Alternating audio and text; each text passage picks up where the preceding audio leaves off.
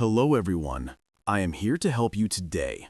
I know you use this video to fall asleep, so before that, like the video and subscribe to the channel. Also, where are you from and what time are you watching now? Get comfortable and relax. The mansion loomed before me, a behemoth of stone and shadow against the fading twilight. As I fumbled with the keys, a chill ran down my spine that had nothing to do with the crisp autumn air. I told myself it was just nerves. After all, it's not every day you get asked to house-sit a sprawling estate that looks like it jumped straight out of a Gothic novel.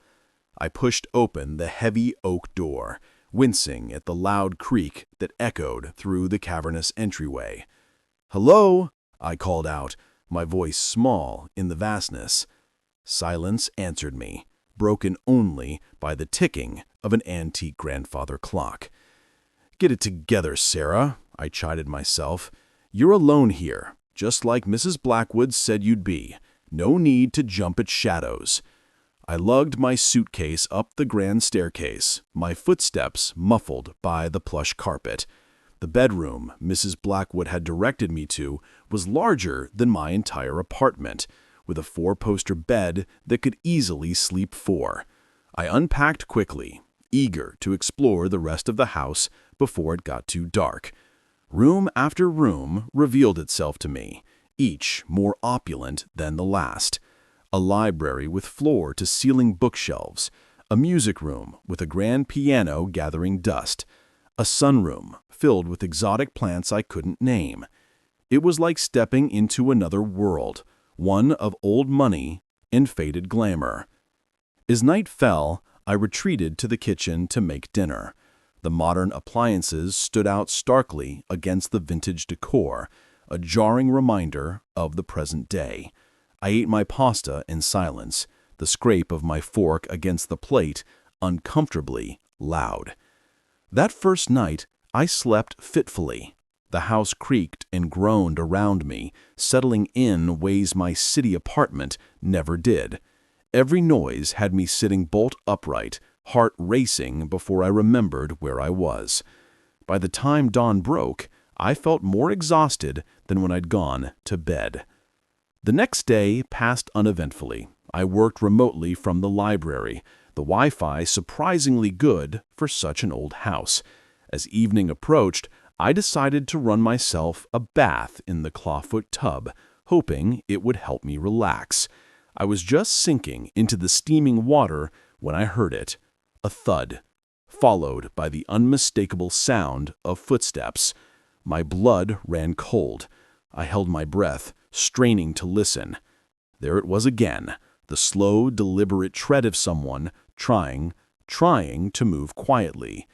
"It's just the house settling," I told myself, "or your imagination running wild." But deep down, I knew better. With shaking hands, I got out of the tub and dressed quickly. I crept to the bathroom door and pressed my ear against it. The footsteps had stopped, but now I could hear something else. The sound of drawers opening and closing. Someone was in the house, searching for something. Panic clawed at my throat. My phone was in the bedroom. The landline was downstairs. I was trapped. Think. Oh, Sarah, think. I looked around the bathroom, desperate for anything I could use as a weapon. My eyes fell on a heavy crystal soap dish. It wasn't much, but it was better than nothing. Taking a deep breath, I eased the bathroom door open. The hallway was empty, but I could hear movement coming from one of the spare bedrooms. As quietly as I could, I crept towards the staircase. I had just reached the top of the staircase when a floorboard creaked beneath my foot. The noise from the bedroom stopped, abruptly. Heart pounding, I flew down the stairs, taking them two at a time. I could hear heavy footsteps behind me, giving chase. I ran for the front door, only to find it locked. In my panic, I couldn't remember which key was which. A hand grabbed my shoulder, spinning me around. I lashed out blindly with the soap dish, feeling it connect with something solid. There was a grunt of pain, and the grip on my shoulder loosened. I didn't wait to see who my attacker was. I ran for the kitchen, thinking of the back door. Behind me, I could hear the intruder recovering, their footsteps pounding after me.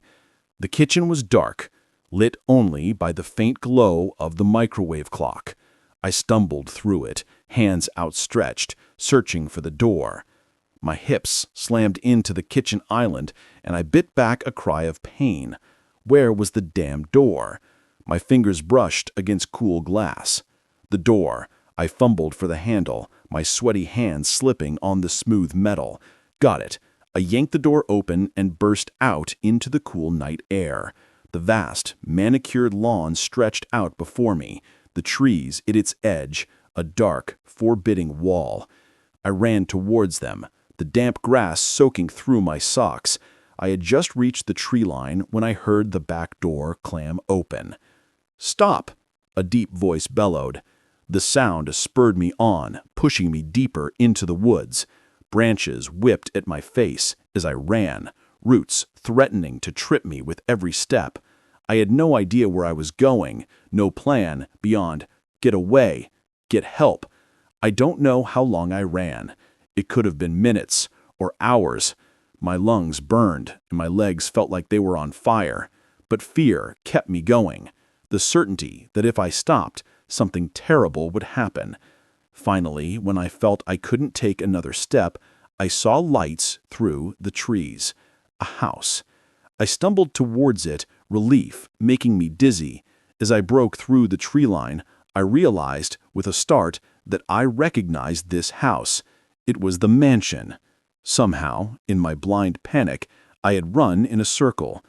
For a moment, I stood frozen, unsure what to do.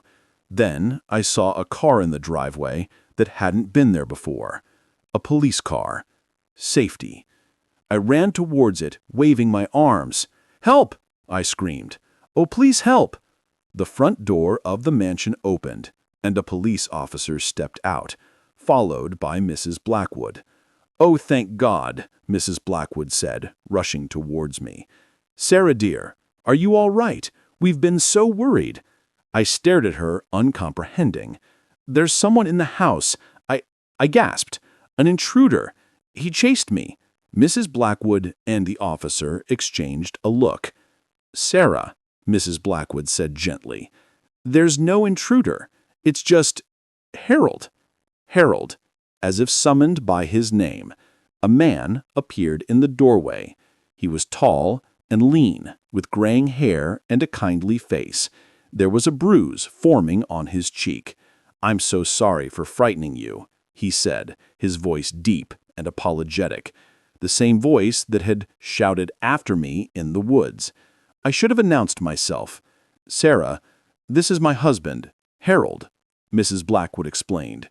"He wasn't supposed to be back until next week, but his business trip ended early. He came home to surprise me, not realizing I had asked you to house sit. The adrenaline that had been keeping me going suddenly evaporated, leaving me elated, but the noises, the searching. Harold looked sheepish. I was looking for my reading glasses. I didn't want to wake you up, so I was trying to be quiet. When I heard you run, I tried to explain, but he gestured to his bruised cheek. You have quite an arm." I felt my face burn with embarrassment. "I'm so sorry," I stammered. I thought—" No. It's my fault entirely," Harold insisted. "I should have called ahead, or at least turned on some lights." Mrs. Blackwood put an arm around my shoulders. "Come inside, dear. You're shaking like a leaf. Let's get you warmed up, and we'll sort all this out."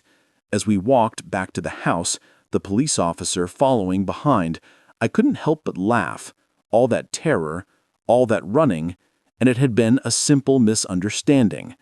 But later that night, as I lay in bed listening to the Blackwoods move about the house, a small part of me wondered, what if it hadn't been Harold? What if it had been a real intruder? I pulled the covers up higher, suddenly aware of just how big and empty the mansion was, and how many places there were for someone or something to hide. Sleep was a long time coming that night. The first rays of sunlight had just begun to pierce through the dense canopy when I realized I was hopelessly lost.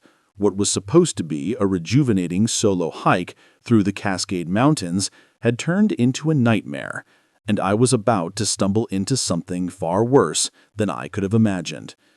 I've always prided myself on my outdoorsman skills. Growing up in the Pacific Northwest, I spent more time in the woods than I did in my own backyard. But as I stood there, my worn hiking boots sinking slightly into the damp earth, I felt a chill that had nothing to do with the crisp mountain air.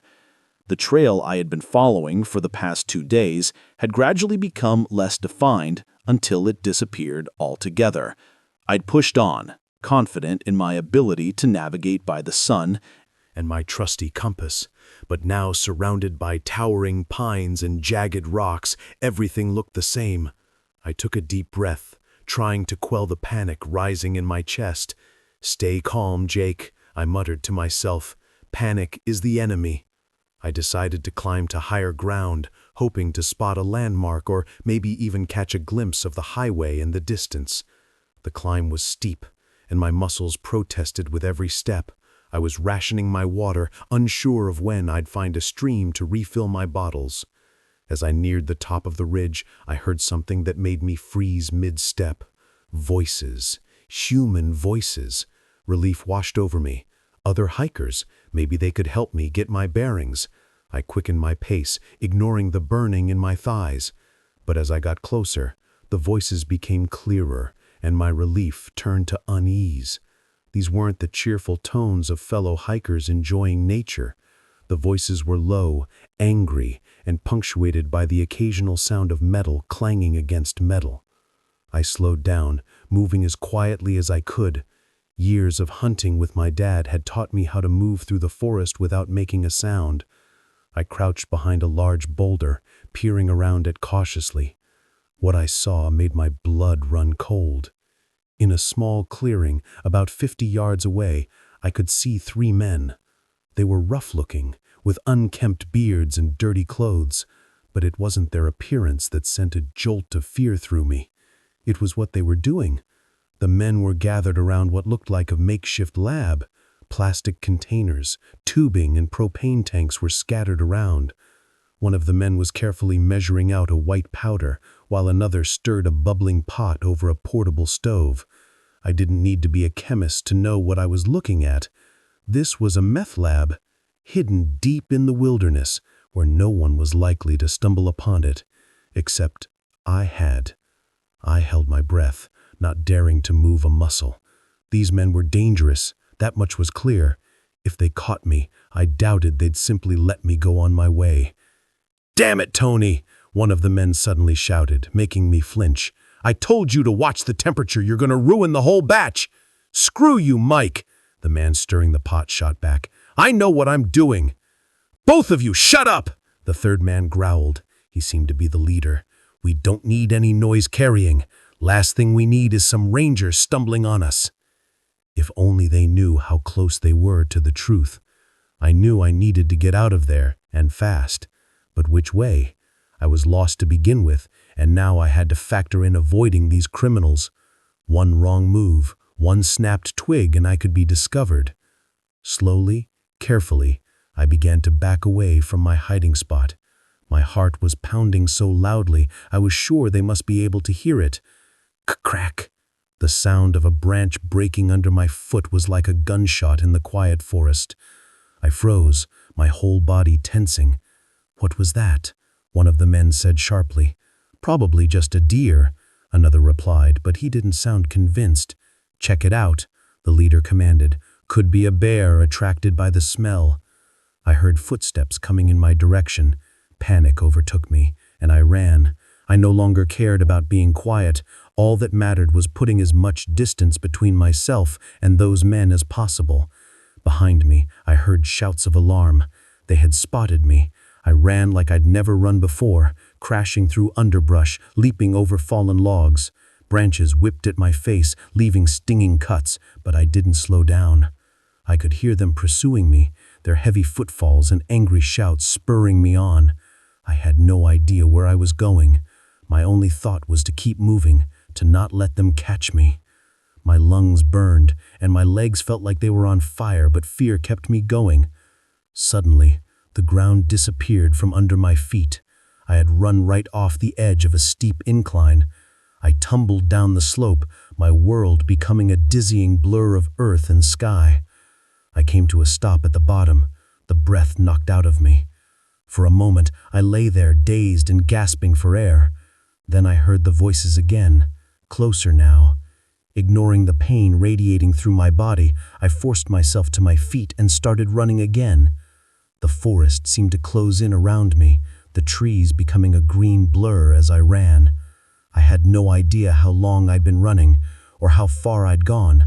My throat was raw, my mouth dry as dust, but still I pushed on. Just when I thought I couldn't take another step, I burst out of the tree line and onto a road. An actual paved road. I could have cried with relief, but I wasn't safe yet. I could still hear shouts in the distance. They were still after me. I looked up and down the road, praying to see a car aim, a truck, anything, but it was deserted. Left with no other choice, I started running down the road. It had to lead somewhere, right? To civilization, to safety. I don't know how long I ran along that road. Time seemed to lose all meaning. My whole world narrowed down to the rhythmic pounding of my feet on the asphalt and the burning in my lungs. And then, like a mirage in the desert, I saw it. A gas station. Never in my life had I been so happy to see one of those garish neon signs. I staggered into the parking lot, startling an old man filling up his pickup truck. "Please," I gasped out, my voice hoarse. I need help. Call the police." The man took one look at me, wild-eyed, covered in cuts and bruises, gasping for breath, and hurried into the store. Moments later, he came back out with the clerk, who was already on the phone with 911. As I sank to the ground, my legs finally giving out, I heard the clerk describing my condition to the dispatcher. The old man draped his jacket over my shoulders, murmuring words of comfort. It wasn't until I heard the wail of approaching sirens that I finally allowed myself to relax. I was safe. I had made it. The aftermath was a blur of police statements and medical checks. I told the authorities everything I had seen, and they assured me they would investigate. They found the lab abandoned, but with clear evidence of recent activity. The men, however, had vanished into the vast wilderness. It took me a long time to feel comfortable in the woods again after that. The forest, once my sanctuary, had become a place of terror, but slowly I found my way back. I still hike, still seek out the solitude of nature, but now I'm always aware that even in the most remote places, you're never truly alone, and sometimes that's not a comforting thought at all. The flickering fluorescent lights cast an eerie glow over the empty corridors as I made my rounds. It was just another quiet night at Westfield Mall, or so I thought. Little did I know that in a matter of hours I'd be fighting for my life against an unseen enemy in a place I once considered mundane. My name's Mike, and I've been the night security guard at Westfield for the past 3 years. It's usually a boring job. Walk around, check the locks, make sure no one's trying to camp out in the food court overnight. But that night was different. It started like any other shift. I arrived at 10 p.m., just as the last of the cleaning crew was leaving. I nodded to Janice, the elderly woman who always stayed late to make sure the floors were spotless. "All quiet tonight, Mike?" she said with a smile. "See you tomorrow." If only she knew.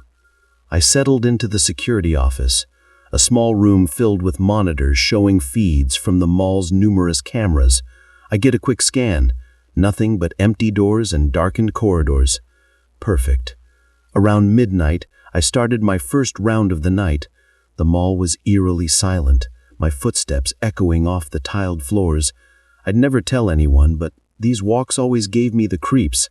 Something about the mannequins in the store windows, their blank faces seeming to follow me as I passed.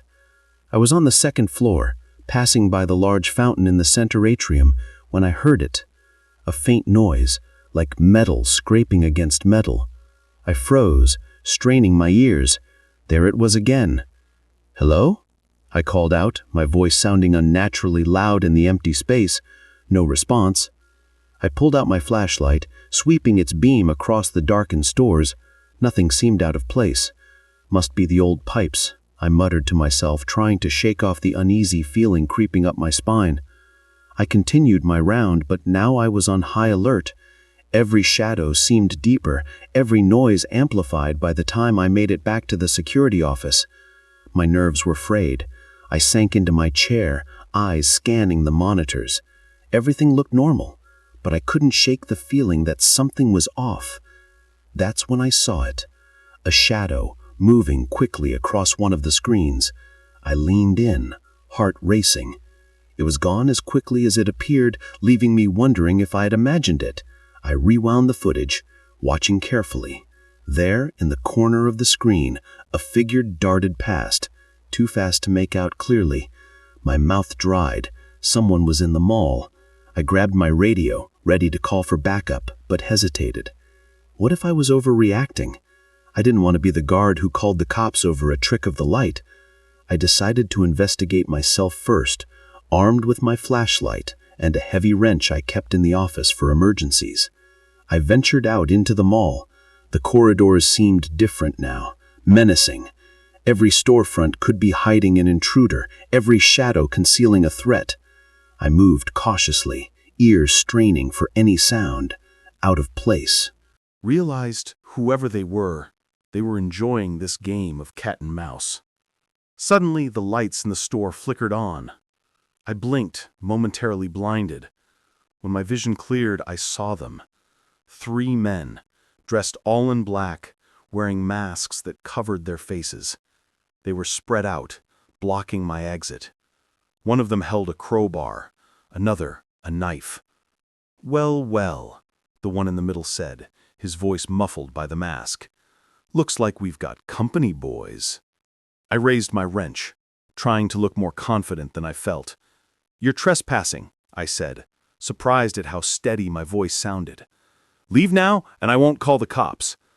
They laughed, a chilling sound that echoed through the store. "I don't think you understand the situation, Rant," the leader said. "We're not going anywhere, and neither are you." They started to advance, spreading out to surround me. I backed up, mind racing. I was outnumbered and outarmed. I needed a plan, fast. My back hit a display stand, and an idea struck. I grabbed the laptop off the stand and hurled it at the nearest intruder. He ducked, and in that moment of distraction, I ran. I darted between the aisles, knocking over displays as I went to slow them down. I could hear them cursing, giving chase. I reached the security gate and slid under it. Not stopping to catch my breath, I ran through the mall, the sound of pursuit close behind. I needed to get to the security office, to call for help, but they were between me and the office. I took a sharp turn heading for the service corridors. If I could lose them in the maze of back hallways, I might have a chance. The service door slammed behind me as I entered the narrow corridor. It was darker here, the emergency lights casting long shadows. I ran, taking random turns, hoping to throw off my pursuers. Left, right, another right. I was quickly lost in the warren of corridors. But I could still hear them, their footsteps echoing off the concrete walls. I found myself in the mall's basement, surrounded by hulking machinery. Generators, HVAC systems, water heaters. The noise was deafening, masking any sounds of pursuit. I crouched behind a large boiler, trying to catch my breath and think. I needed to get to a phone, to call for help, but my radio was back in the security office. Even my cell phone was in my locker. I was on my own. A noise to my left made me freeze. One of them was close, searching methodically. I could see his flashlight beam sweeping across the floor. I held my breath as the light moved inches from my feet. For a heart-stopping moment, I thought he'd seen me, but the light moved on. I waited until I could no longer hear him, then started to move. I needed to get back upstairs to find a way out. I crept through the basement, every nerve on high alert. I'd almost made it to the stairs when a hand grabbed my shoulder. I spun, swinging my wrench blindly. It connected with something solid, and I heard a grunt of pain. I didn't wait to see who I'd hit. I ran, taking the stairs 2 at a time. I burst back into the main mall. I could hear shouts behind me. They were all after me now. I ran faster than I ever had in my life, my lungs burning, legs pumping. I rounded a corner and saw it. The exit. Freedom. I slammed into the door at full speed, already imagining the cool night air on my face. But the door didn't budge. It was locked. Of course it was locked. I had locked it myself at the start of my shift. Panic threatened to overwhelm me as I fumbled for my keys. Behind me, I could hear them getting closer. My hands were shaking so badly, I could barely get the key in the lock. Turn. Damn you, turn! Just as I heard them around the corner, the lock clicked. I yanked the door open and burst out into the night. I ran across the parking lot, not daring to look back. I didn't stop until I reached the 24-hour diner across the street. I burst in, startling the lone waitress. "Call the police," I gasped. "Please." The next few hours were a blur of police statements and questions. They searched them all but found no sign of the intruders, just some broken displays in the electronics store and a crowbar left behind. I quit my job the next day. I couldn't face going back into that mall, couldn't shake the feeling of being hunted. Sometimes late at night, I still wake up in a cold sweat, the echo of footsteps in my ears, and I wonder, what if I hadn't made it to that door in time? The crackling of our campfire did little to mask the eerie silence that had fallen over the forest. What had started as a peaceful getaway from me and Sarah had turned into a nightmare. As I stared into the darkness beyond our small circle of light, I couldn't shake the feeling that we were being watched. Little did I know, our idyllic camping trip was about to become a desperate fight for survival. My name's Alex, and I've always loved the great outdoors. When I suggested to my girlfriend Sarah that we take a weekend camping trip to celebrate our anniversary, she was all for it. We picked a spot deep in the Ozarks, far from the usual tourist trails. We wanted solitude, a chance to reconnect with nature and each other. Be careful what you wish for, I guess. The first day was perfect. We hiked through lush forests, the canopy above us alive with birdsong. We set up our tent in a small clearing near a bubbling stream, the sound of the water a soothing backdrop to our quiet conversation. As night fell, we sat by our campfire, roasting marshmallows and pointing out constellations in the clear sky above. It was on the second day that things started to feel off. We were exploring a nearby ridge when Sarah stopped suddenly. "Did you hear that?" she asked, her voice tight with tension. I listened, but heard nothing beyond the usual forest sounds. "Hear what? I thought I heard voices," she said, her eyes scanning the trees around us. "Like someone shouting?" I strained my ears, but still heard nothing unusual. "Probably just other hikers," I said, trying to sound reassuring. But a small knot of unease had formed in my stomach. We continued our hike, but the carefree mood of earlier had evaporated. I found myself jumping at every snapping twig, every rustle in the underbrush. Sarah kept close to me, her earlier enthusiasm replaced with nervous glances over her shoulder. As we made our way back to our campsite, I couldn't shake the feeling that we were being followed. Every time I turned to look behind us, I saw nothing but trees and shadows, but the feeling persisted, growing stronger with each step. We reached our clearing just as the sun was setting, painting the sky in brilliant shades of orange and pink. But even the beautiful sunset couldn't dispel the unease that had settled over us. "Maybe we should pack up and head back," Sarah suggested, as we prepared dinner. "I've got a bad feeling about this place." I was tempted to agree, but my pride got in the way. "Let's stick it out one more night," I said. "It's probably just our imaginations. We're come out here for an adventure, right?" Sarah nodded, but I could see she wasn't convinced. Neither was I, if I'm being honest. As darkness fell, we huddled close to our campfire, the flames casting flickering shadows on the surrounding trees. We spoke in hushed tones, as if afraid of being overheard. Every snapping twig, every rustle in the leaves had us on edge. It was just after midnight when we heard it. A long, low whistle, followed by an answering call from the other side of our clearing. Sarah grabbed my arm, her fingers digging into my skin. "Alex," she whispered, her voice trembling. "There's someone out there."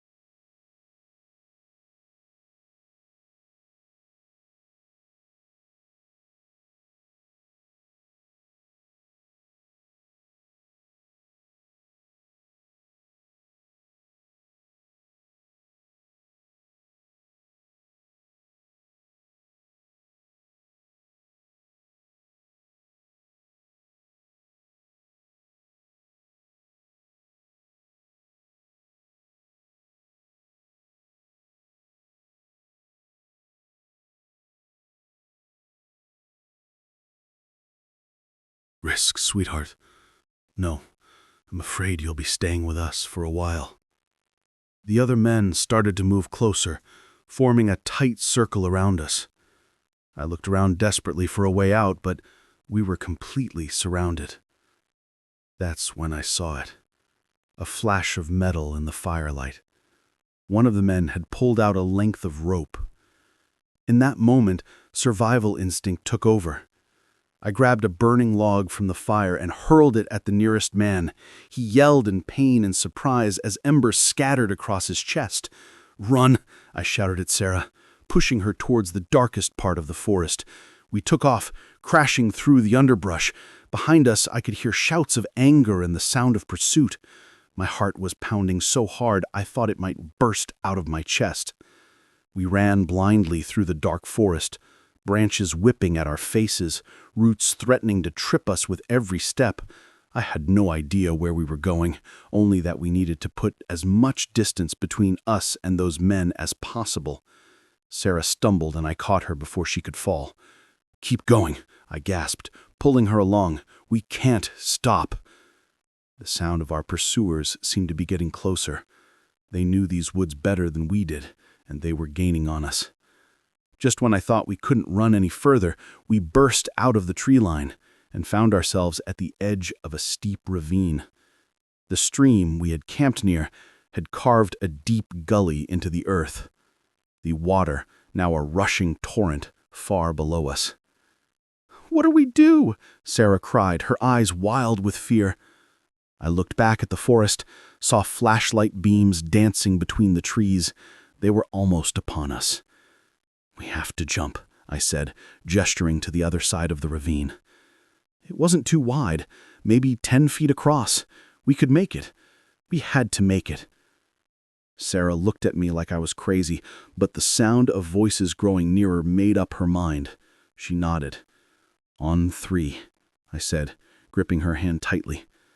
1, 2, 3. We leapt together, the ground disappearing beneath our feet. For a heart-stopping moment, we were suspended in the air. The roar of the water below us, drowning out everything else. Then we hit the other side, rolling to break our fall.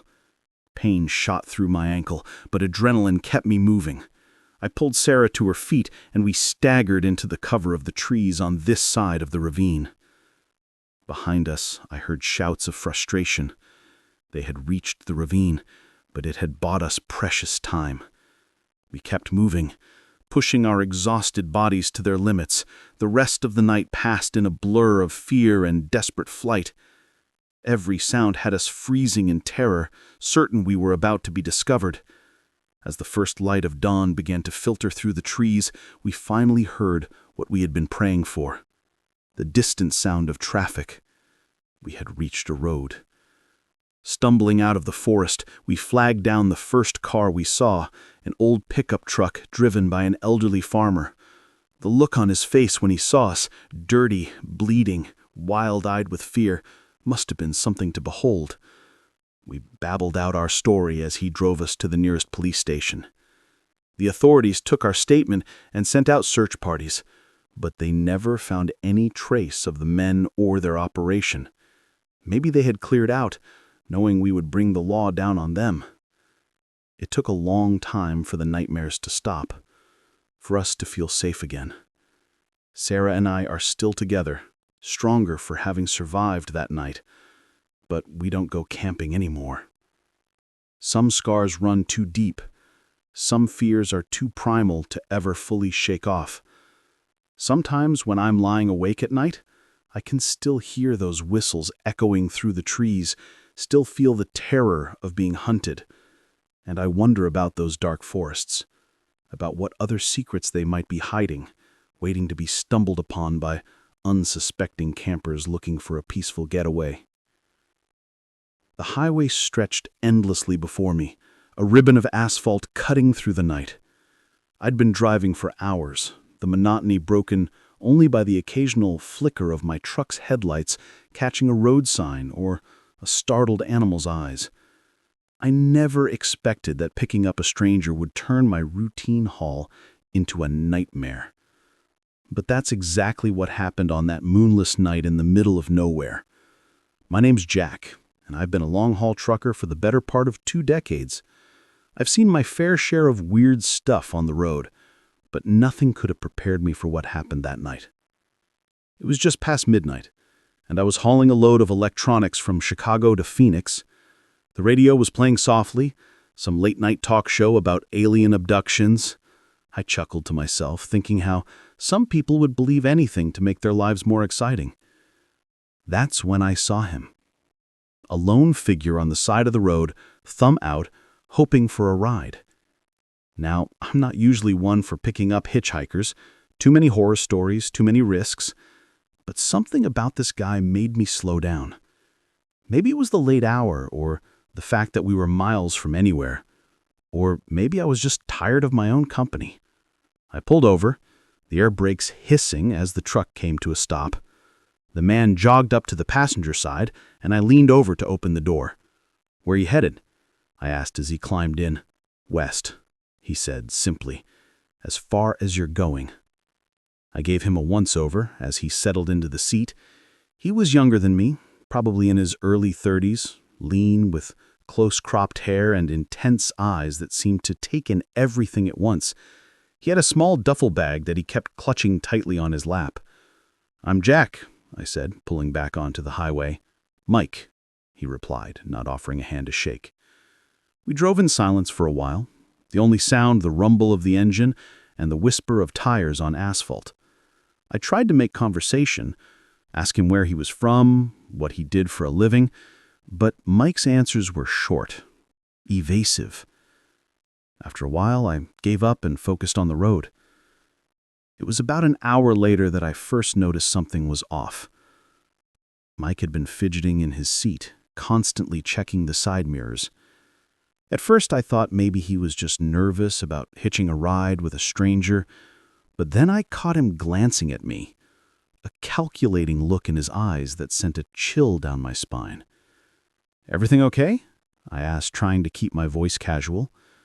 "Fine," he said, quickly, too quickly. "Just not used to being in a truck this big." I nodded, but I didn't believe him.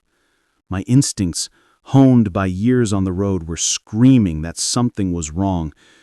We were passing through a particularly desolate stretch of highway when Mike suddenly spoke up. "Pull over," he said, his voice tight. "What?" I said. "Pull over. Now." I glanced at him and felt my blood run cold. Mike had a gun in his hand, pointed straight at me. My mind raced. Was this a robbery? Was he going to kill me and take the truck? I thought about my wife back home, about our kids. Would I ever see them again? "Look, man," I said, trying to keep my voice steady. "If you want money, I've got some cash in my wallet. Just take it and go. No need for this to get ugly." Mike laughed, a harsh, humorless howl. "This isn't about money, Jack. This is about survival. Now pull over before I decide to redecorate your cab with your brains." I did as he said, guiding the massive truck onto the shoulder. As soon as we came to a stop, Mike was in motion. He reached across me and grabbed the keys from the ignition. "Get out," he ordered, gesturing with the gun. I climbed out of the cab, my legs feeling like jelly. Mike followed, keeping the gun trained on me. "What do you want?" I asked, hating how my voice shook. "I need your truck," Mike said, "and I need you to drive it." "Drive it where?" "You'll know when we get there. Now get back in. You're driving." As I climbed back into the driver's seat, my mind was working overtime. I needed to find a way out of this situation. Maybe if I could distract him, I could make a grab for the gun, or maybe I could intentionally drive badly, try to attract the attention of a highway patrol car. But as if reading my thoughts, Mike spoke up. "Don't try anything stupid, Jack. I've got nothing to lose, which means you've got everything to lose. Just drive normally and do what I say." So I drove. Hours passed, the landscape outside changing as we headed west. All the while, Mike kept the gun trained on me, his eyes constantly scanning the road behind us. "Who are you running from?" I asked, unable to contain my curiosity. Mike was quiet for so long. I thought he wasn't going to answer. Then, "Bad people," he said softly. "People who want me dead." "Why?" He laughed again, that same humorless howl. "Because I know things they don't want anyone to know." Some kind of whistleblower, a witness to a crime. Whatever it was, I was now involved, whether I wanted to be or not. As dawn began to break, painting the sky in shades of pink and gold, Mike suddenly tensed. "Shit," he muttered, staring intently at the side mirror. I glanced in my rearview mirror and saw a black SUV gaining on us fast. "Drive faster," Mike ordered, his knuckles white around the gun. I pressed down on the accelerator, the engine roaring as we picked up speed. But the SUV was faster, sleeker. It pulled alongside us, and I saw the passenger window roll down. "Get down!" Mike yelled just as the sound of gunfire erupted. I ducked instinctively, feeling the truck swerve as bullets pinged off the metal. Mike was returning fire, leaning out the window to shoot at our pursuers. The next few minutes were chaos. I struggled to keep the truck on the road while trying to stay low. The sound of gunfire was deafening in the confined space of the cab. Suddenly, there was a loud bang, and the truck lurched violently. They had shot out one of our tires. I fought with the steering wheel, trying to keep us from jackknifing.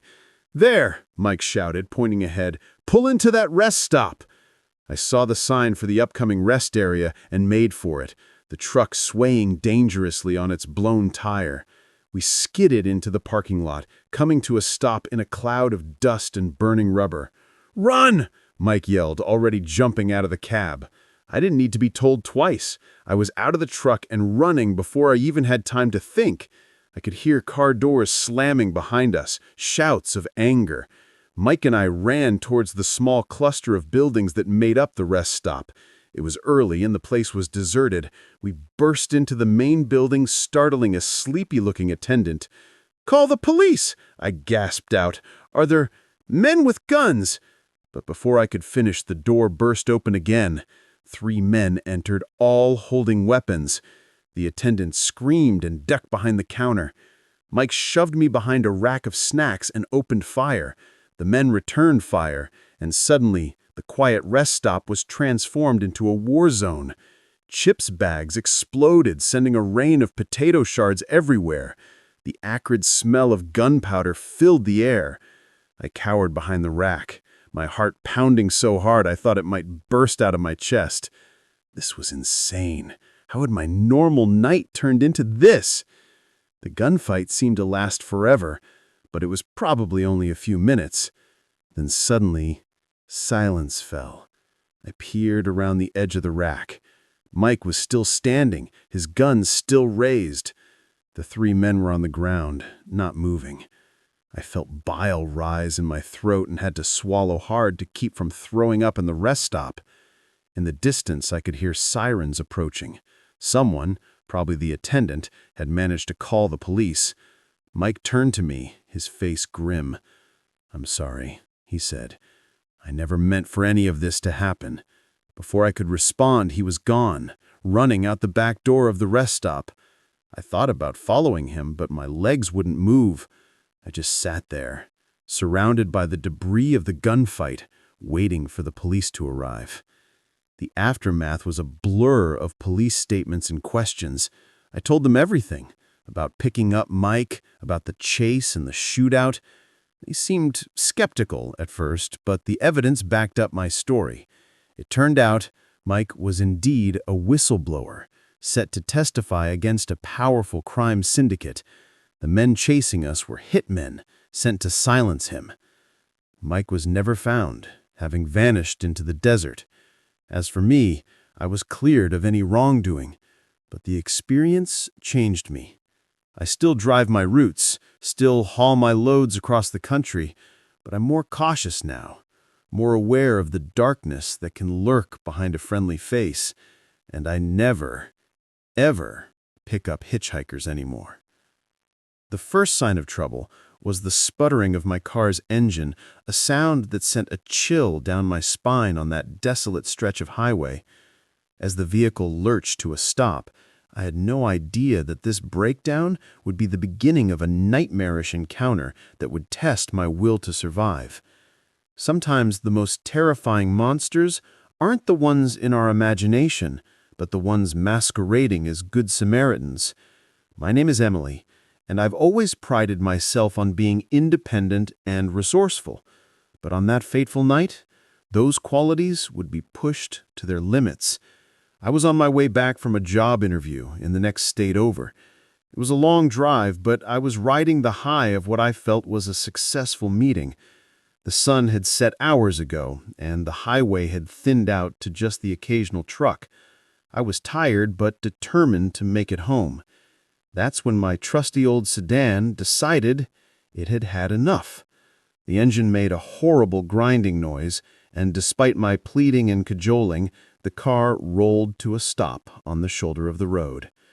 "No, no, no," I muttered, turning the key in the ignition repeatedly. Nothing, not even a sputter. I sat there for a moment, trying to calm my racing heart. I was in the middle of nowhere, my cell phone showing no bars of service. The moonless night seemed to press in on all sides, the darkness beyond my headlights absolute.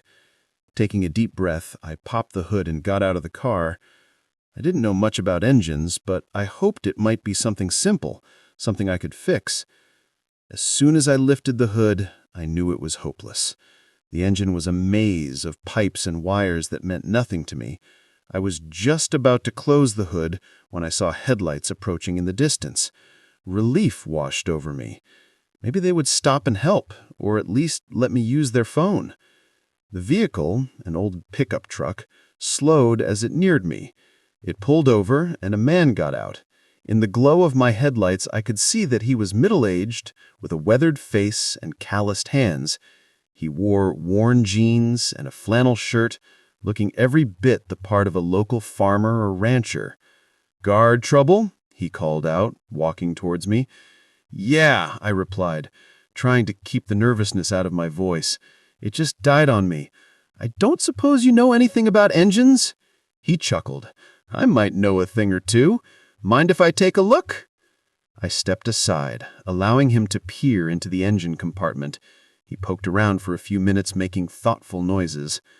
"Well, looks like your timing belt's shot," he finally said. "Not something we can fix out here, I'm afraid." My heart sank. "I don't suppose you have a cell phone I could borrow? Mine's not getting any service out here." He shook his head. "Sorry, don't believe in those things. But tell you what, I can give you a ride to the nearest town. There's a mechanic there who could help you out." I hesitated. Every instinct was screaming at me not to get into a car with a stranger, especially out here in the middle of nowhere. But what choice did I have? I couldn't stay here all night, and who knew when another car might come? "That would be great. Thank you," I heard myself say. He smiled, but something about it didn't quite reach his eyes. "Happy to help. Name's Tom, by the way." "Emily," I replied, grabbing my purse from my car. As we drove, Tom kept up a steady stream of small talk. He asked about where I was from, where I was headed. I answered vaguely, not wanting to give away too much information. Something about him was making me increasingly uneasy, though. I couldn't put my finger on why. We had been driving for about 20 minutes when I realized something was wrong.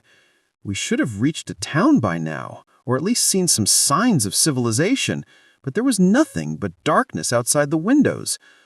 How much further is it to town?" I asked, trying to keep my voice casual. Tom glanced at me, and this time there was no mistaking the coldness in his eyes. "Oh, we're not going to town, Emily." My blood ran cold. "What do you mean? Where are we going?" He didn't answer, just pressed down harder on the accelerator. The truck picked up speed, eating up the empty road ahead. Panic surged through me. I reached for the door handle, but it wouldn't budge. Child locks, I realized with horror. "Please," I said, my voice shaking, "just let me out. I won't tell anyone, I swear." Tom laughed, a harsh sound that made my skin crawl. "Oh, you know you won't tell anyone. No one ever does." The implication of his words hit me like a physical blow. This wasn't the first time he had done this. How many other stranded motorists had he picked up, promising help, only to... I couldn't even finish the thought. My mind raced, trying to think of a way out. I could try to grab the wheel, force us off the road, but at this speed, that would likely kill us both. I could try to reason with him, appeal to his humanity, but the cold gleam in his eyes told me that was a lost cause. As we sped through the night, Tom started talking again, but this time his words chilled me to the bone. "You know, Emily, you really shouldn't trust strangers," he said, his tone conversational, as if we were discussing the weather. "Bad things happen to girls who aren't careful. But don't worry, it'll all be over soon." I felt tears welling up in my eyes, but I forced them back. I refused to give him the satisfaction of seeing me cry. Suddenly, an idea struck me. It was risky, Actually fatal, but it was the only chance I had.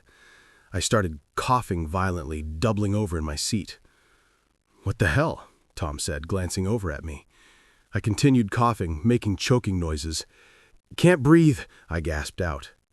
Tom looked uncertain for the first time. "Hey, cut that out," he said. But I could hear a note of concern in his voice. I slumped in my seat, my coughs turning to wheezes. I closed my eyes, letting my body go limp. "Shit," Tom muttered. The truck began to slow down. I felt the vehicle pull over to the side of the road. Tom put it in park and leaned over me. "Hey, wake up," he said, shaking my shoulder roughly. This was my chance. My eyes snapped open and I drove my elbow into his face with all the strength I could muster. I felt his nose crunch under the impact and he reeled back with a howl of pain. In his moment of distraction, I lunged for the keys in the ignition. I yanked them out and scrambled for the door, my fingers scrabbling at the lock. Tom recovered quickly, grabbing for me. His fingers tangled in my hair, yanking me back. I screamed, more in rage than fear, and twisted in his grip. My free hand found his eyes and I dug my fingers in without mercy. He let go with a scream of agony and I tumbled out of the truck onto the hard ground. Pain shot through my body, but adrenaline kept me moving. I staggered to my feet and ran. I could hear Tom behind me, cursing and stumbling in the darkness. But I had the advantage now. My eyes had adjusted to the darkness and I was younger, faster. I ran like I had never run before, my lungs burning, my legs pumping. I didn't know where I was going, only that I had to get away. The keys were still clutched in my hand, cutting into my palm. I don't know how long I ran. It could have been minutes or hours. Eventually, I couldn't hear Tom anymore, but I didn't slow down. The night was alive with noises. The rustle of wind through grass, the hoot of an owl, the scurrying of small animals. But to my terrified mind, every sound was Tom coming to finish what he had started. Just when I thought I couldn't take another step, I saw it.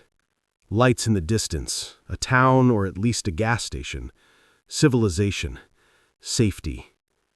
With a final burst of energy I didn't know I possessed, I sprinted towards the lights. As I got closer, I could make out the shape of a small gas station, a lone beacon in the darkness. I burst into the fluorescent-lit store, startling the sleepy-looking clerk behind the counter. "Please," I gasped out, "call the police. There's a man. He tried to—" I couldn't finish the sentence. The adrenaline that had kept me going suddenly drained away, leaving me shaky and weak. My legs gave out and I sank to the floor, the events of the night finally catching up to me. The clerk, to his credit, didn't hesitate. He grabbed the phone and dialed 911 while keeping a wary eye on the door. The police arrived quickly, their flashing lights a welcome sight.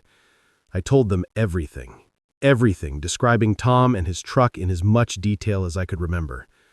They found him a few hours later, trying to fix his truck on the side of the road. The keys I had taken were the only copy he had.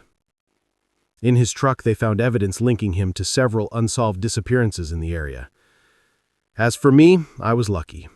Apart from some cuts and bruises, I was physically unharmed. The mental scars took longer to heal. For months after, I couldn't drive at night without breaking into a cold sweat. Every passing truck on the highway made my heart race, but I survived. I outsmarted a predator and lived to tell the tale.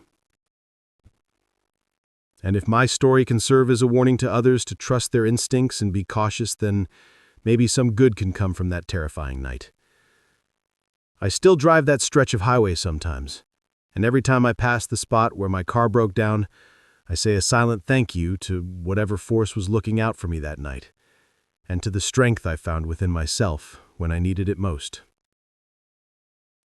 The crumbling facade of the abandoned Millbrook factory loomed before us, its broken windows staring down like hollow eyes. We were just a group of friends looking for a thrill, urban explorers seeking the perfect spot for some cool photos.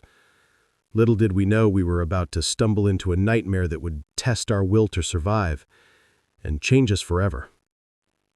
My name's Jake, and I've always been fascinated by abandoned places. There's something haunting yet beautiful about a building left to decay, nature slowly reclaiming what man has discarded.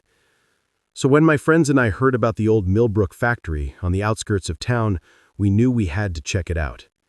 There were 5 of us that day. Me, my best friend Tom, his girlfriend Sarah, and our friends Mike and Lizzie.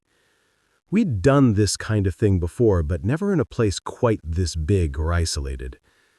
As we approached the factory, I felt a familiar mix of excitement and apprehension.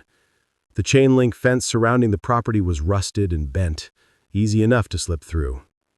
We made our way across the overgrown parking lot, our footsteps crunching on broken glass and gravel.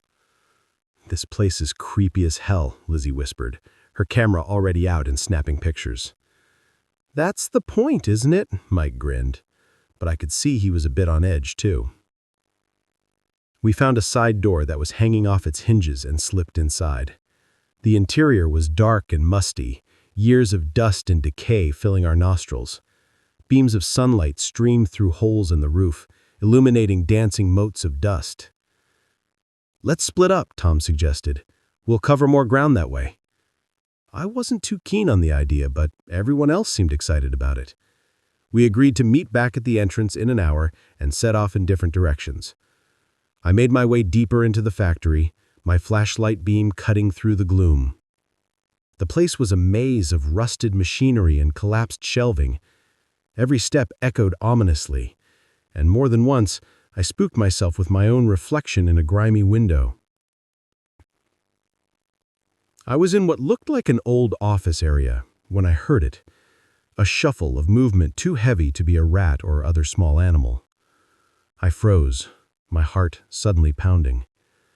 "Guys?" I called out, my voice sounding small in the vast space. No answer.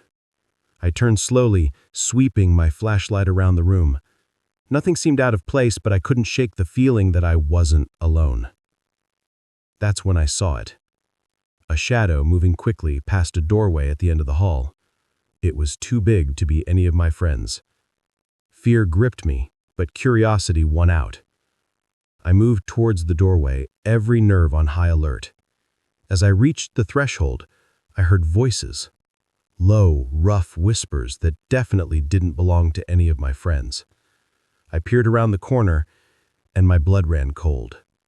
In what must have been the factory's main floor, I saw 3 men.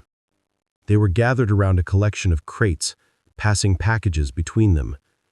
Even from a distance, I knew what I was seeing. This was a drug deal. I must have made a noise, a gasp, or a shifting of my feet, because suddenly, one of the men looked up. Our eyes met, and for a moment, time seemed to stand still. Then all hell broke loose. "Hey!" the man shouted, reaching for something at his waist. I didn't wait to see what it was. I turned and ran. I could hear shouts and footsteps behind me as I tore through the factory. My mind was racing. I knew I needed to find my friends, to warn them. We needed to get out of here now. I rounded a corner and slammed right into Tom. We both went down in a tangle of limbs. "Jake, what the hell, man?" Tom groaned, rubbing his head. "No time," I gasped, scrambling to my feet. "We need to go, now. Where are the others?" The urgency in my voice must have gotten to him because he didn't ask any more questions. "Sarah's just down there," he pointed. "I don't know where Mike and Lizzie went." We found Sarah quickly, and I gave them a rushed explanation as we moved. Their eyes widened in fear as they realized the danger we were in.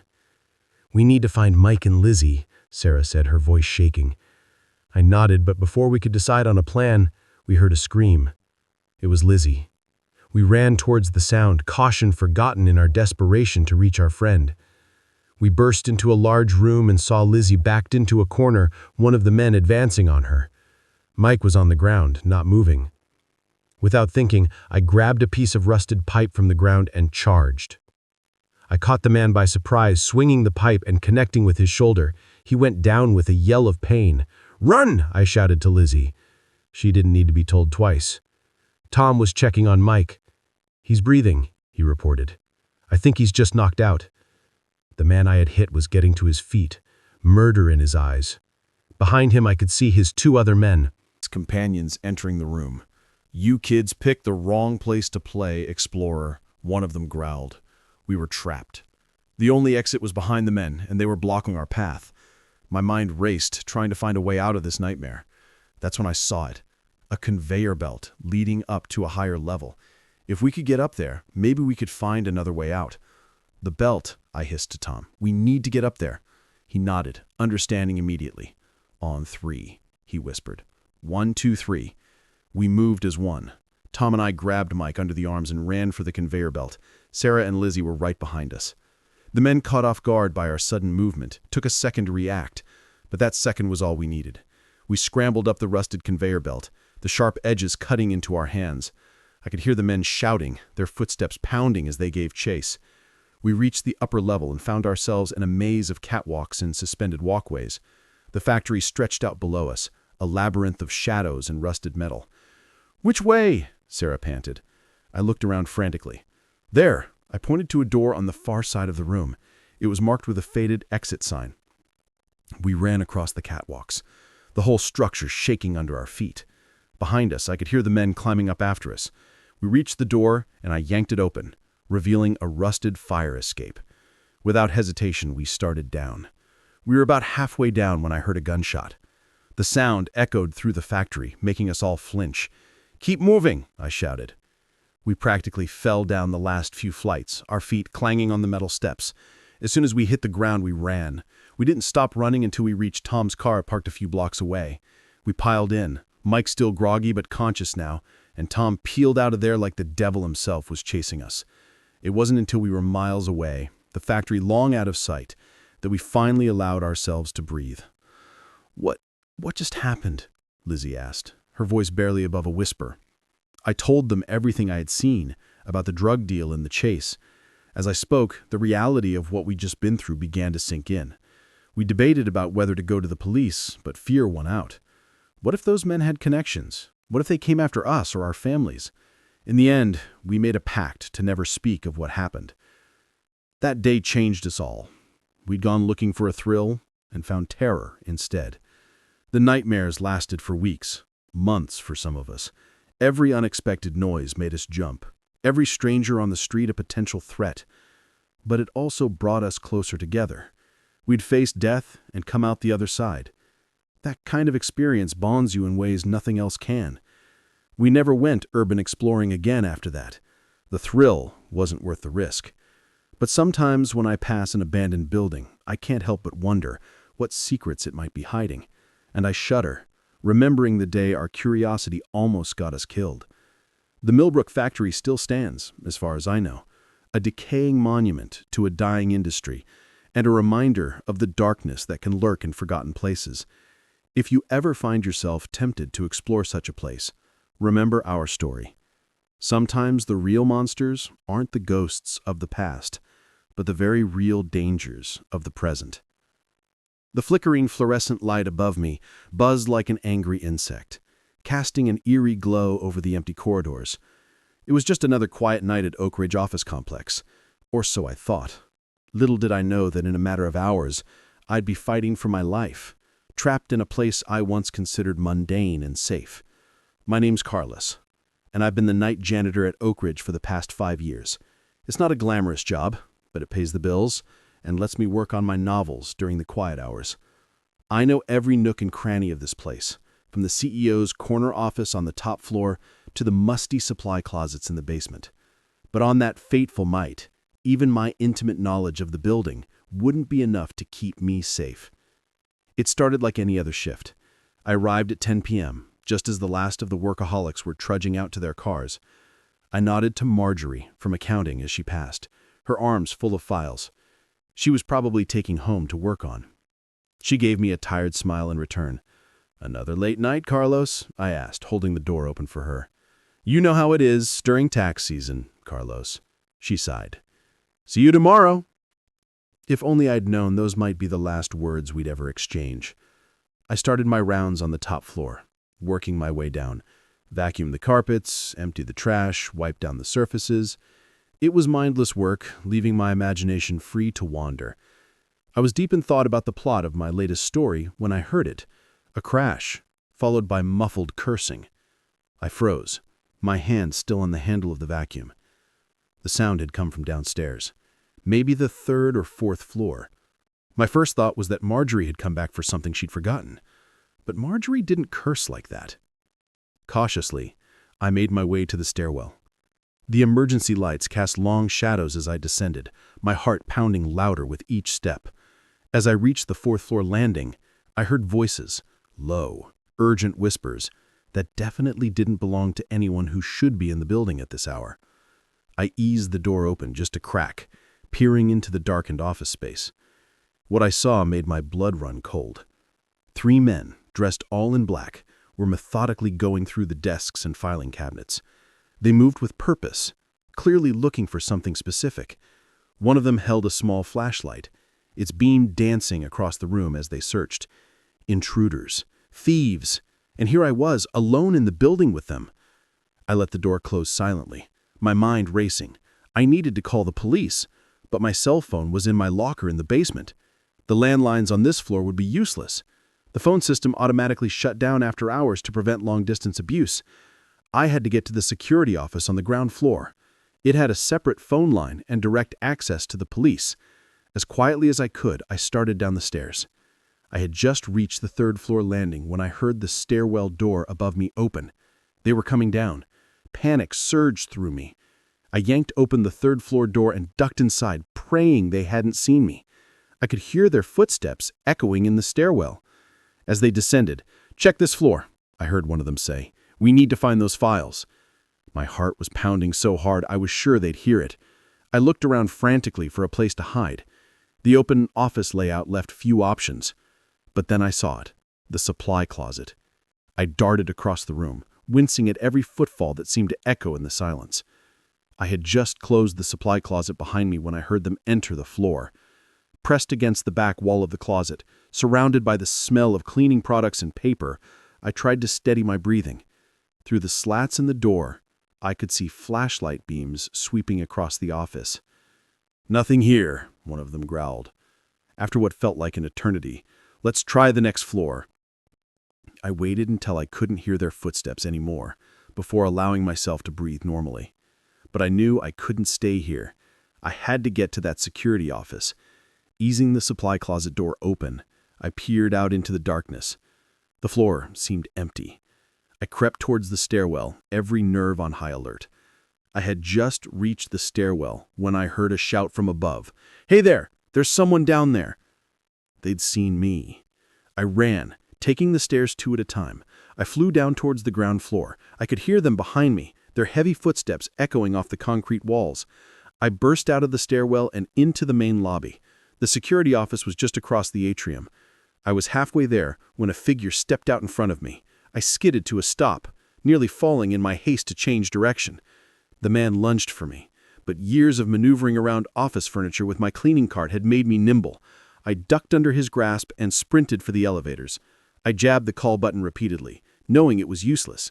The elevators were shut bound for the night, but next to the elevators was a door marked maintenance. Beyond that, a ladder that led to the roof. I yanked the door open and started climbing, my arms burning with the effort. Above me, I could hear the maintenance door slam open again. They were following me up. I reached the roof access hatch and pushed it open, gulping in the cool night air. Up onto the gravel-covered roof. Stars twinkled overhead, oblivious to the drama unfolding below them. I ran to the edge of the roof, looking for a way down. There was none. I was trapped. The hatch banged open behind me. I turned to see the three men climbing onto the roof, their faces twisted with anger and exertion. "Nowhere to run now," one of them sneered, advancing towards me. I backed up until I felt the low wall of the edge of the roof against my legs. "Look," I said, trying to keep my voice steady. "I don't know who you are or what you want, but I won't say anything. Just let me go."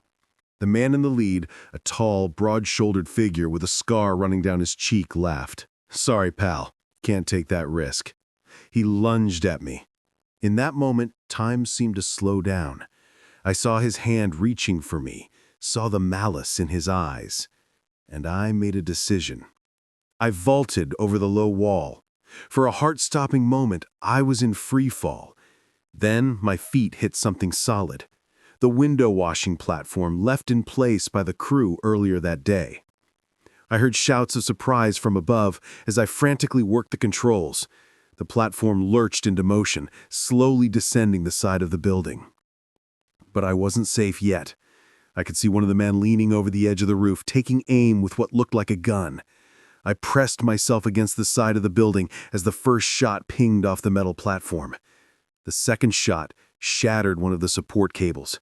The platform tipped dangerously, and I had to grab onto the railing to keep from falling. I was still 4 stories up, too high to jump. That's when I saw it. A window left open on the 3rd floor. It was a long shot, but it was my only chance. As the platform swung wildly, I timed my move. 1 second, 2, 3. I leapt. For a moment, I thought I'd miscalculated. Then my hands caught the windowsill. Pain shot through my arms as I hauled myself inside, collapsing onto the floor of an empty office. I didn't allow myself a moment to rest. I could hear commotion in the stairwell. They were coming down after me. I ran for the elevators. They were still powered down, but there was an emergency phone inside. I wrenched open the doors and grabbed the phone. 911, what's your emergency? I've never been so glad to hear those words in my life. The next few minutes were a blur. I stayed on the phone with the dispatcher, hidden in the elevator, until I heard the beautiful sound of police sirens approaching. The would-be thieves were caught trying to flee the building. It turned out they were after confidential client information that could have ruined lives if it had fallen into the wrong hands. As I sat in the back of an ambulance, a shock blanket around my shoulders, I watched the men being led away in handcuffs. One of them, the scarred leader, caught my eye as he was put into a police car. The look he gave me sent chills down my spine. I gave my statement to the police, then went home to my worried wife and sleeping kids.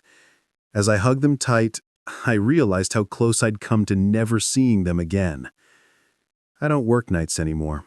The company offered me a day position with better pay, partially out of gratitude, partially out of guilt, for the lack of security that had put me in danger. Sometimes when I'm leaving the office in the evening and I see the night janitor starting his shift, I feel a pang of something.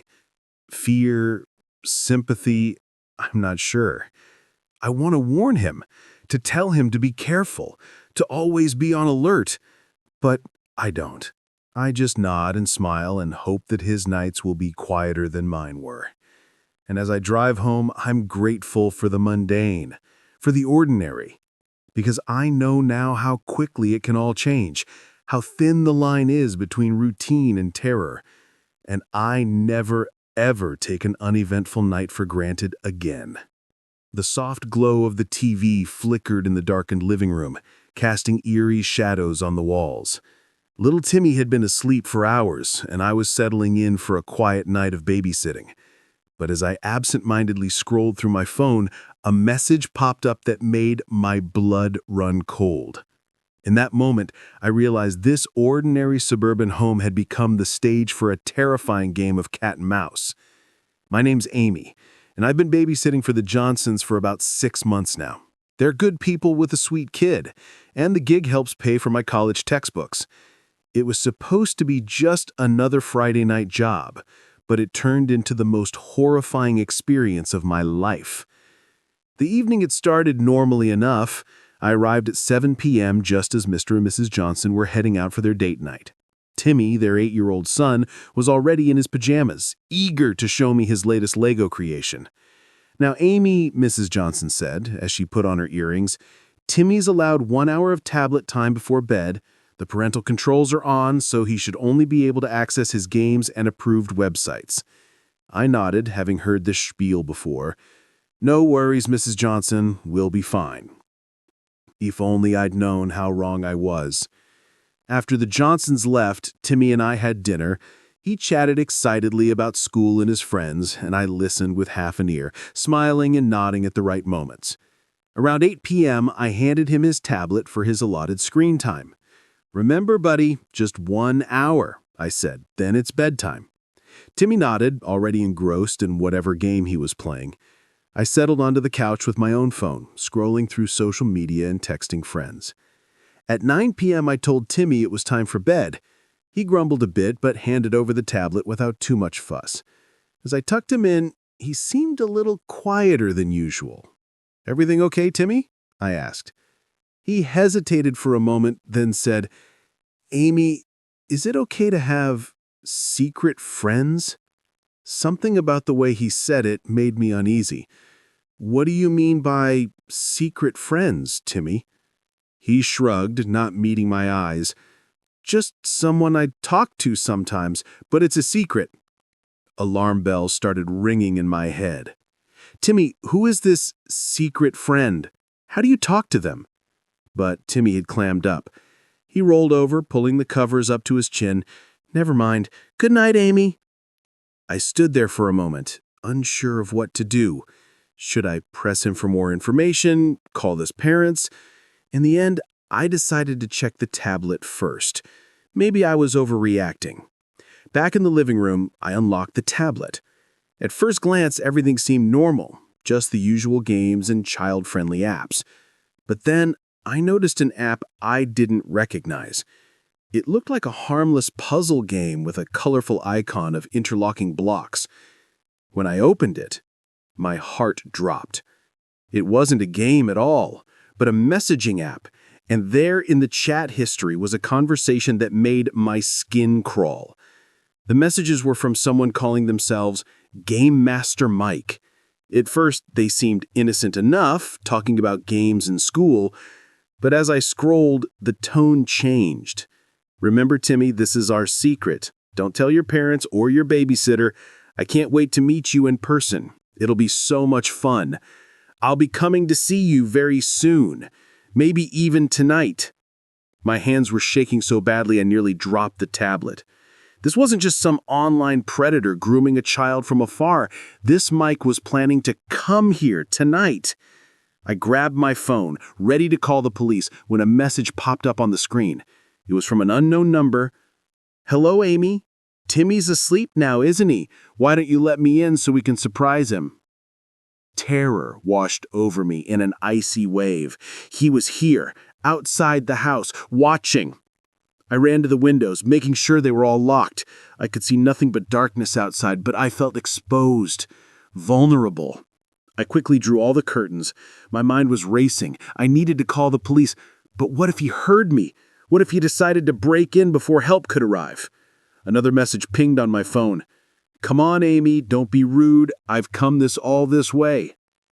I muted my phone, my heart pounding so hard I could feel it in my throat. I had to protect Timmy. I had to think. Closed the closet door, then the bedroom door, hoping it would be enough to keep him safe. Back downstairs, I grabbed the largest knife from the kitchen. It felt awkward and heavy in my hand, but it was better than nothing. Another message on my phone. "I'm getting impatient, Amy. Maybe I'll just let myself in." I heard a noise from the back of the house, the sound of the patio door sliding open. He was inside. I pressed myself against the wall next to the kitchen doorway, knife raised, barely daring to breathe. I could hear footsteps, slow and deliberate, moving through the house. "Timmy," a man's voice called softly. "It's me, Game Master Mike. I've come to play." The footsteps were getting closer. I could see a shadow approaching the kitchen doorway. In that moment, time seemed to slow down.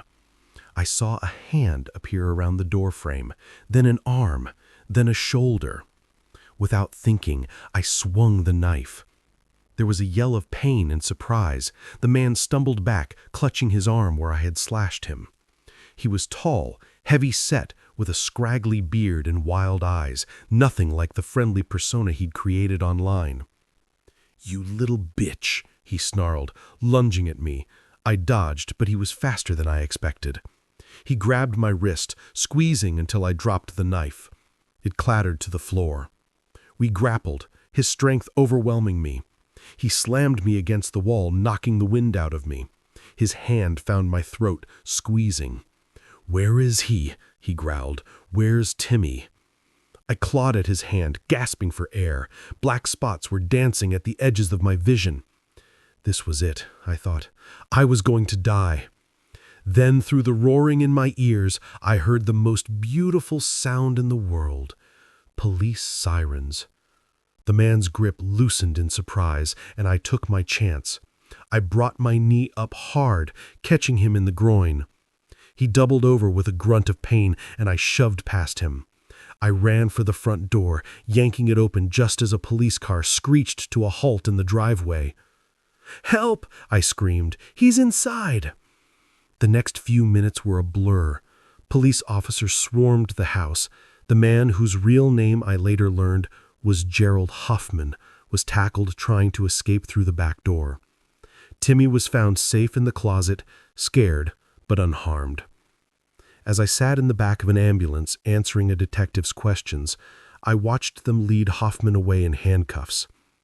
He caught my eye as they put him in the police car, and the look he gave me was pure hatred. I shuddered, knowing that if the police hadn't arrived when they did, things could have ended very differently. It turned out that one of the neighbors had seen a strange man lurking around the house and called the police. I've never been so grateful for nosy neighbors in my life. The Johnsons arrived home to a scene of chaos. Police cars, an ambulance, their house a crime scene. They were horrified by what had almost happened and incredibly grateful that I had protected Timmy. In the days that followed, as the story hit the local news, I was hailed as a hero. But I didn't feel like one. I felt scared, violated, and angry.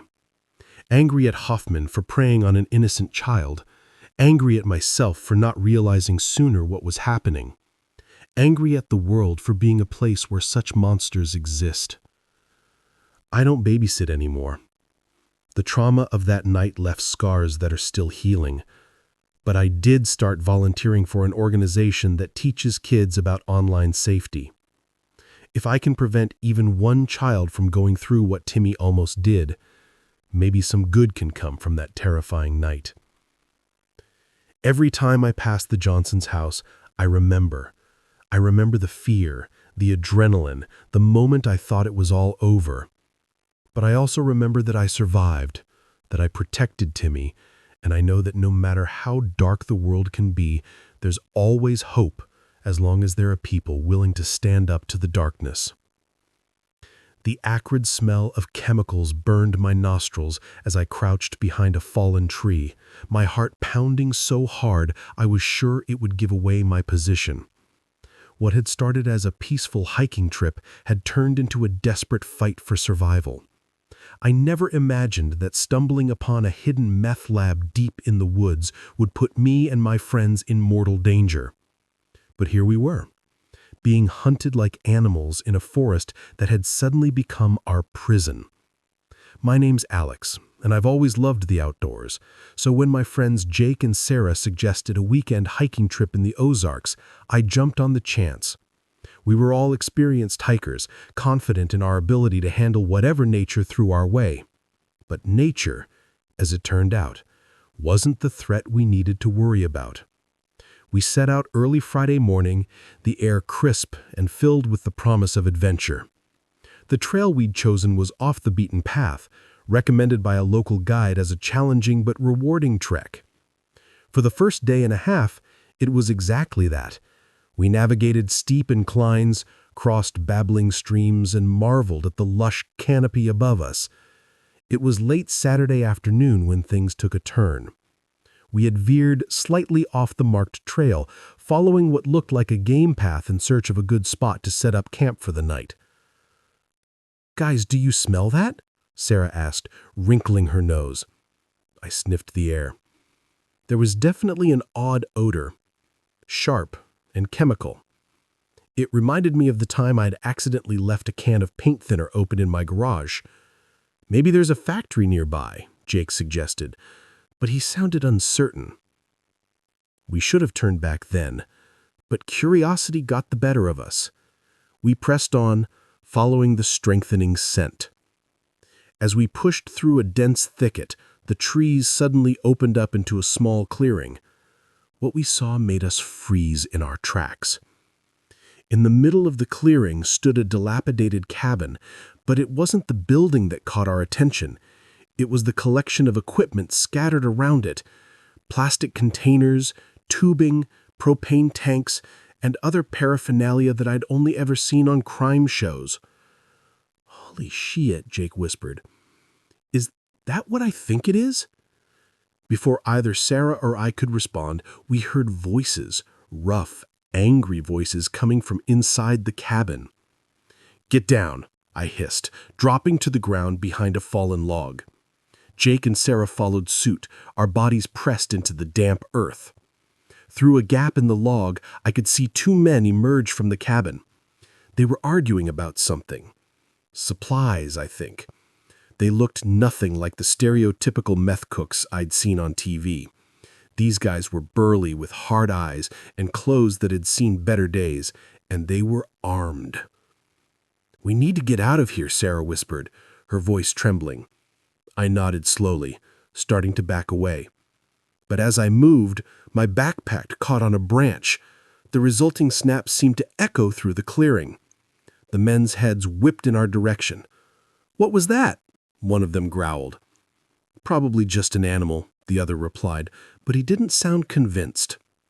We lay there, barely breathing, praying they wouldn't investigate further. For a moment it seemed like luck was on our side. The men turned back to their conversation. Then Jake sneezed. It wasn't loud, but in the tense silence it might as well have been a gunshot. "There's someone out there," one of the men shouted. We didn't wait to see what would happen next. We scrambled to our feet and ran, crashing through the underbrush with no regard for stealth. Behind us, I could hear shouts and the sound of pursuit. "Split up," I yelled to Jake and Sarah. "Meet back at the car if you can." It was a risky move, but I hoped it would confuse our pursuers. I veered left while Jake and Sarah went right. I ran like I'd never run before, branches whipping at my face, roots threatening to trip me with every step. My lungs burned and my legs felt like lead, but fear kept me going. I had no idea where I was going, no plan beyond get away. As I ran, the forest seemed to close in around me. The trees were denser here, the undergrowth thicker. It was getting darker too, the sun setting behind the mountains. I don't know how long I ran. It could have been minutes or hours. Every sound made me flinch. Was it My pursuer, or just the natural noises of the forest? Finally, when I felt I couldn't take another step, I saw it. A small cave, half hidden by a curtain of vines. Without hesitation, I dove inside. The cave was shallow, more of an overhang, really. But it was enough.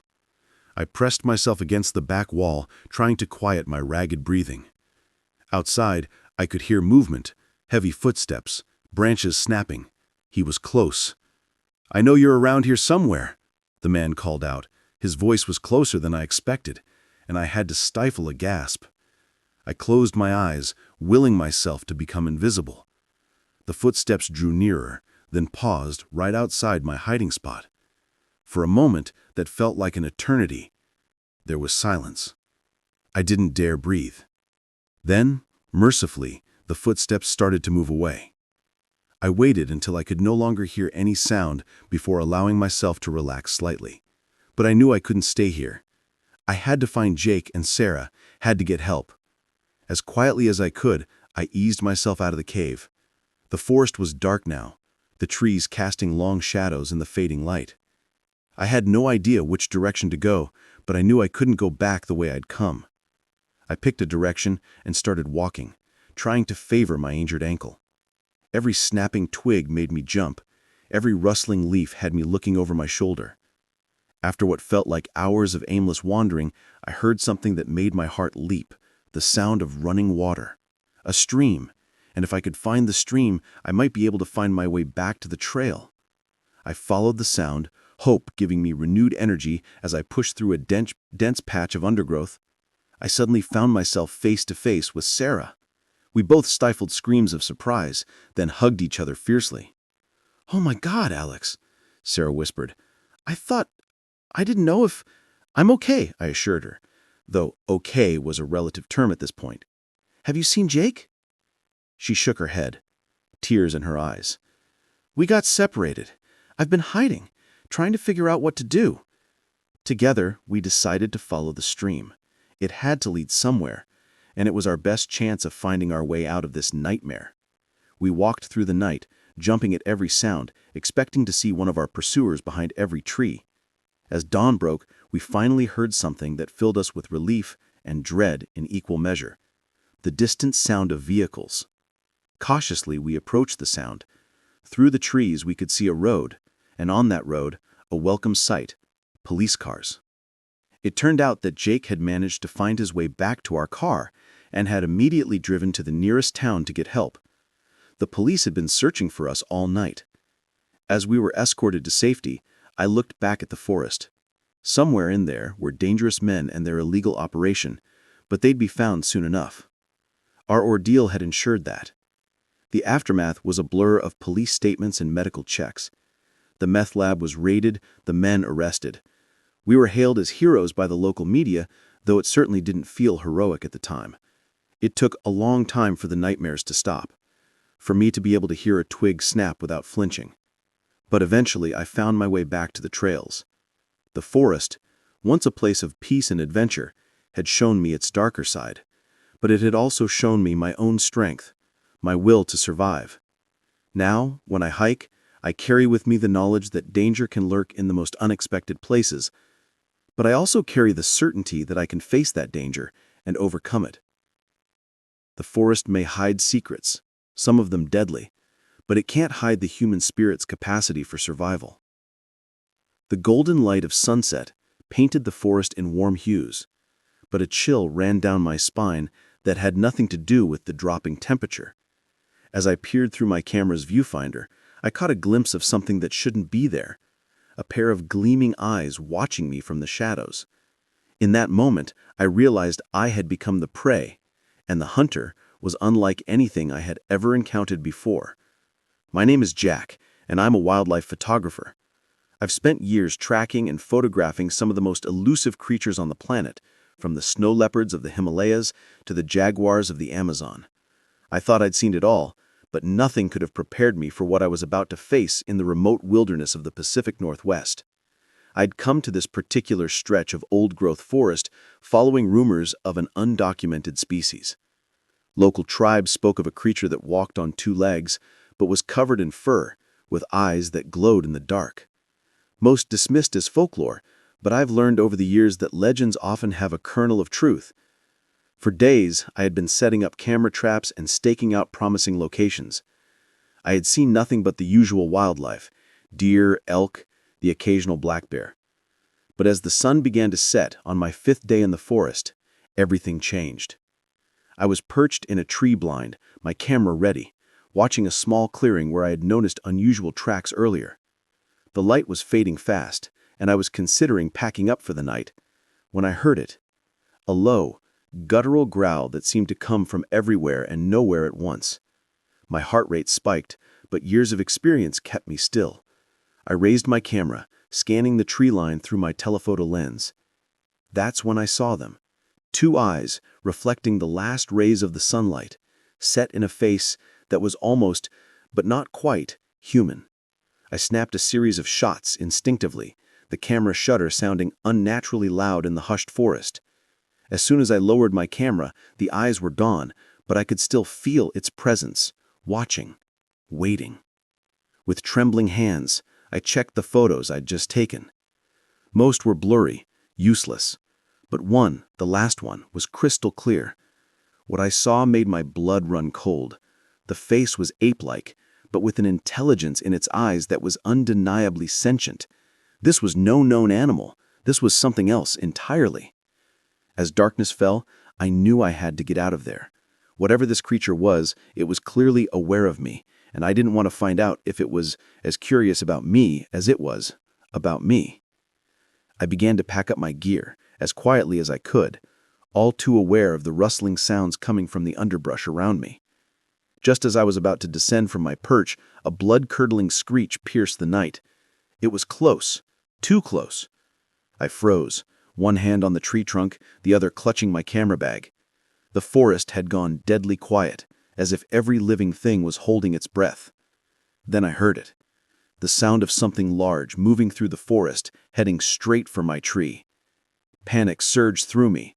I dealt with charging elephants and stalking tigers, but always from a safe distance or with guides nearby.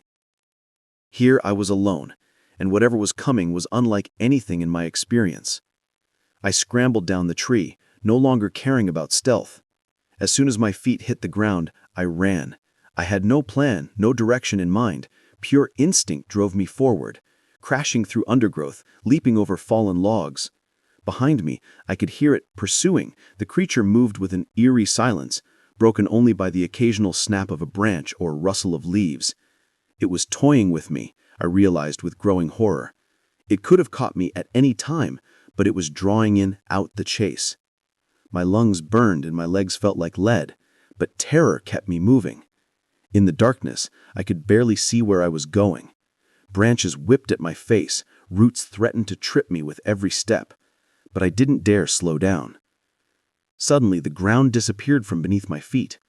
I plunged forward, tumbling down a steep embankment. Pain shot through my body as I rolled. unable to stop my descent. When I finally came to a stop, I lay there for a moment, dazed and winded. The sound of rushing water filled my ears. I had landed near a river. As I struggled to my feet, wincing at the pain in my ankle, an idea struck me. The creature, whatever it was, seemed to rely heavily on scent. If I could cross the river, I might be able to throw it off my trail. I limped towards the sound of water. My eyes slowly adjusted to the darkness.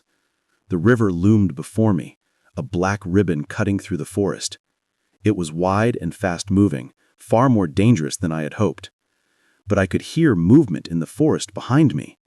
I was out of options. Taking a deep breath, I waded in the icy water, took my breath away, but I pushed forward. The current tugged at my legs, threatening to sweep me away. By the time I reached the middle, the water was up to my chest. My camera bag felt like it weighed a ton, dragging me down.